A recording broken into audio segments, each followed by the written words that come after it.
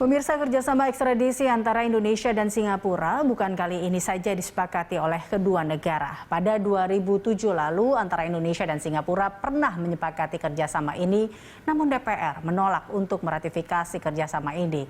Ketika itu kesepakatan kerjasama ekstradisi menjadi polemik karena turut menyertakan perjanjian pertahanan terkait kawasan Sumatera dan Kepulauan Riau yang bakal dijadikan lokasi latihan militer oleh Singapura. Dan kini 25 Januari 2022 kemarin kerjasama ekstradisi ini kembali disepakati. Namun akankah kini DPR bakal meratifikasi kerjasama ini menjadi undang-undang? Dan untuk membahasnya kita segera bergabung bersama dengan Arsul Sani, anggota Komisi 3 DPR. Terima kasih Pak Arsul Sani telah bergabung bersama kami dalam Prime Time. Pak Arsul Sani, ini dari DPR sendiri menanggapi terkait dengan perjanjian ekstradisi Indonesia-Singapura kemarin di 25 Januari. Melihatnya seperti apa? Apakah sudah sejauh ini sudah mendapatkan poin-poin terkait dengan perjanjian kali ini? Elisa, ini kan baru kita tangani kemarin atau 2 hari yang lalu, gitu ya. Nah, jadi tentu kami yang di DPR menunggu dulu ya isi lengkap dari perjanjian itu. Terus terang kami memang sudah diinfo ya poin pokoknya, tetapi kan tentu di dalam melihat persoalan perjanjian ekstradisi ini kan kami harus membaca seluruh isi perjanjian ekstradisi itu, dan karena perjanjian ekstradisi ini ditandatangani sebagai bagian dari sejumlah perjanjian, kalau nggak salah ada 16 atau berapa kabarnya begitu, tentu kan kami harus lihat juga. Jadi ini kan bukan independent agreement, bukan independent arrangement, karena ditandatangani bersama dengan perjanjian-perjanjian yang lain. Kami harus melihat apakah perjanjian ekstradisi ini ya yang pasti dari perjanjian itu sendiri itu unsur resiprositasnya, timbal balik benefitnya itu ada, tetapi apakah kemudian ini dikaitkan dengan perjanjian lain seperti katakanlah waktu zaman pemerintahan Pak SBY kalau tidak salah, yang perjanjian ekstradisinya ditandatangani tetapi karena dikaitkan dengan perjanjian penggunaan ya fasilitas wilayah udara Indonesia untuk kepentingan latihan Angkatan Udara Singapura, maka DPR pada waktu itu kemudian menolak untuk meratifikasi perjanjian ekstradisinya karena di sana ini sebuah perjanjian ekstradisi yang kemudian digantungkan ya dengan perjanjian yang lain, dipertautkan secara ya barangkali dari sisi benefit, dari sisi manfaat, itu perjanjian yang satunya lagi itu tidak membawa manfaat bagi Indonesia. Itu kan pertimbangan DPR pada waktu itu kira-kira seperti itu. Artinya untuk yang kali ini juga saya ingat dengan pernyataan kemarin dari DPR bahwa DPR akan sangat mencermati terkait dengan hal ini karena juga kita ingat di 2007 lalu tadi Anda katakan bahwa ini bukan sebuah perjanjian independen, pasti ada tentunya perjanjian-perjanjian lain di balik itu dan takutnya ada hal-hal ataupun strategi lainnya yang ingin dimasukkan yang nantinya akan merugikan Indonesia. Seperti itu Pak Arsul. Ya tentu saya kira sikap DPR rata-rata itu akan melihatnya itu secara keseluruhan.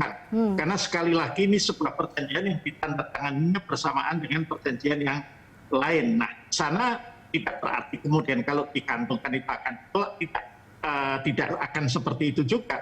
Tetapi DPR akan melihat bahwa itu terkait dengan perjanjian yang lain tidak sebagai syarat ketika extradition agreement itu disepakati ya dengan perjanjian lain yang isinya merugikan kepentingan Indonesia. Kan berbeda ketika perjanjian ekstradisi itu merupakan perjanjian tunggal atau independent agreement. Saya kira belum lama ini kami meratifikasi juga perjanjian ekstradisi dengan Rusia. Kemudian juga mutual legal assistance dengan Swiss gitu ya. Nah itu semua kami ratifikasi karena memang itu tidak tergantung ya terkait dengan perjanjian-perjanjian yang lain.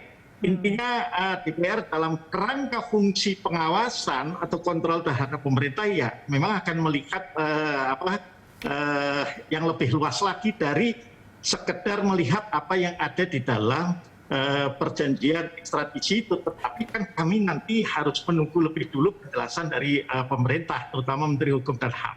Oke, Pak Arsul, kita lihat bahwa memang perjanjian ekstradisi ini antara Indonesia dan Singapura tentunya memberikan salah satu, bisa dikatakan salah satu manfaat atau bisa dibilang seperti itu, atau keuntungan yang kita dapat adalah memberikan kemudahan penegakan hukum bagi kedua negara. Nah, ini salah satunya adalah untuk pengejaran buronan-buronan koruptor yang saat ini dikatakan seperti itu. Ini mempercepat proses hukum. Nah, Anda melihat hal ini, mampukah Anda melihat bahwa perjanjian ekstradisi ini bisa membuat atau koruptor ini tak bisa lagi lari ke Singapura? Ya, gini, kalau kita mengatakan menjadi tidak bisa lagi, maka itu saya kira terlalu overestimate lah ya. Saya ingin melihatnya dengan perjanjian ekstradisi itu, maka menjadi dalam tanda kutip ya, tidak aman lagi para koruptor, para pelaku kejahatan ya, untuk kemudian lari ke Singapura atau bahkan lari ke negara manapun yang sudah memiliki perjanjian ekstradisi. Tetapi saya juga ingin sampaikan bahwa pada dasarnya tanpa perjanjian ekstradisi saja, ya, apalagi kalau meski tanpa perjanjian ekstradisi ada mutual legal assistance agreement, perjanjian bantuan hukum timbal balik, itu kan juga bisa kemudian diproses. Hanya biasanya kalau basisnya MLA agreement, biasanya agak rumit, agak ruwet gitu ya, karena kemudian ada proses-proses yang lebih panjang, lebih